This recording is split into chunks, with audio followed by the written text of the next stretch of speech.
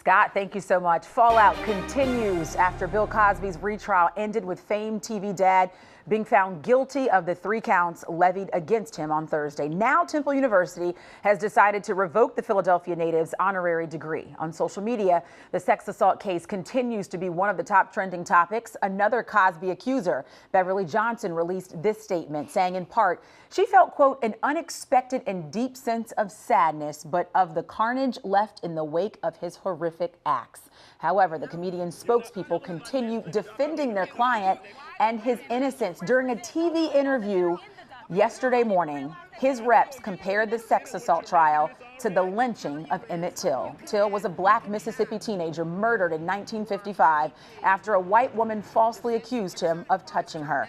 Cosby's team also said, quote, since when are all women honest? Referring to the more than 50 women who have accused the 80-year-old of sexual misconduct. Feeling great and confident is how sources close to Cosby are describing the 80-year-old who's awaiting sentencing. Joseph Marone, our attorney, Chad Lassiter, our professor and cultural analyst, join us this morning. Chad, let's start with the lynching reference. Yeah, very disgusting phrase to use in comparison to Emmett Till. When we know what Emmett Till went through, you know, the maiming of Emmett Till, the face that the world saw, just how Mississippi and the parts of the South were just dripping with white supremacy and anger and aggression towards blacks being falsely accused. Bill Cosby is a privileged individual who took agency and his own words from women and drugged them. So it's not a lynching compared to that legacy of Emmett Till and the legacy of his mother as well, that was the catalyst for the civil rights movement. And so very annoyed by that, very disgusting comments. Joseph, let's talk legalities. A lot of people saying Bill Cosby will be able to avoid prison time because Tom Mesereau, his lead attorney, plans to appeal. What do you think? There's no way. Listen, he's going to jail. This is a man who's been convicted of sexually assaulting a woman by using drugs, right? So there's an enhancement. There's also additional women that we didn't forget about, at least up to 60. You will see an outcry that day. Judge O'Neill is going to be compelled to put Cosby in jail, and he will go to jail. The sentencing guidelines call for it. Technically, he could get 30 years. Now, they're going to merge it together, and he's going to look somewhere between 5 to 7 years, but he will go to jail. Now what's going to happen is there's going to be a team of doctors, trust me, he's getting sicker by the minute, and they're going to say that this man is not capable of serving prison time, that he should remain in house arrest. That's what should happen. Still going to lock him up. What's going to happen is he's going to have an appellate team just on the bail. They're going to run down to the next level and look to get him released. I doubt very much it's going to happen. And then as far as the appeal on the merits, which there are a bunch of issues, they'll drag that out. But he is going to jail, you can rest assured. All right. And then from a cultural standpoint, I just wanted to add that I think that a lot of African Americans shouldn't do what a lot of white Americans do. And what I mean by that is we want to support Bill Cosby, even though we know he's a serial rapist, similar to those individuals who are on the other side of the color line who supported Donald Trump, even though he said, I grabbed him by the you-know-what. But how's race playing into it? This is a gender issue.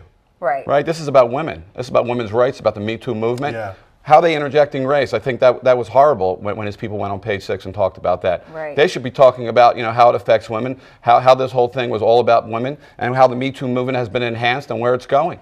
Were you surprised, Chad, hearing moments after the guilty verdict, Bill Cosby's cussing at the prosecutor? Again, the image of Dr. Cliff Huxtable, he lived up to this role, and a lot of people are now saying it was all just an act. Yeah, not surprised, because in fact, what we do is we have to separate, once again, the identities. Cliff Huxtable is entirely different from Bill Cosby. And so when I heard Bill Cosby go into that rage, it's part of the continuum of everything that we've been reading over the past couple of years as it relates to his behavior. And it goes to his arrogance. Yeah. Right. Because you got to remember, when this first occurred, okay, they whitewashed this back in 2005.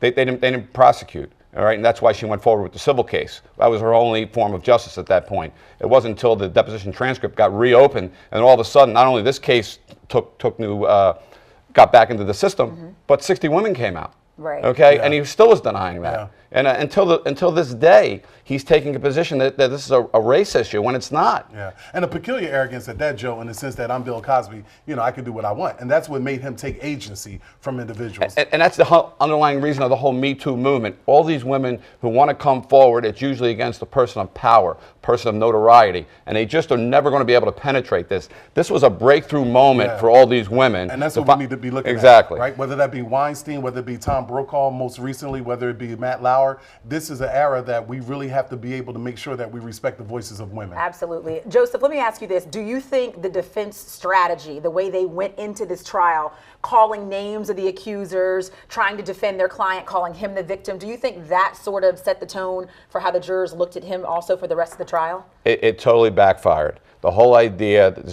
they portrayed her as the con artist. They took the $3.4 million and said that it was all about money. Right. When in essence, they didn't prosecute. That was our only avenue of justice. Same thing as the Goldmans and OJ. They lost the criminal case, so they sued OJ and they got $30 million. You know, were they being greedy? No. Right. They were looking for justice.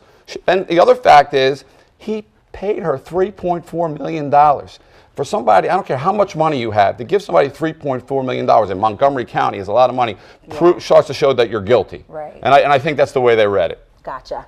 Chad, I'm sure you'll be discussing this a lot in your class. Yeah, for the rest, the last Good 2 man. weeks. Good man here. Right, a lot happening. Thank you both for coming in. Thanks,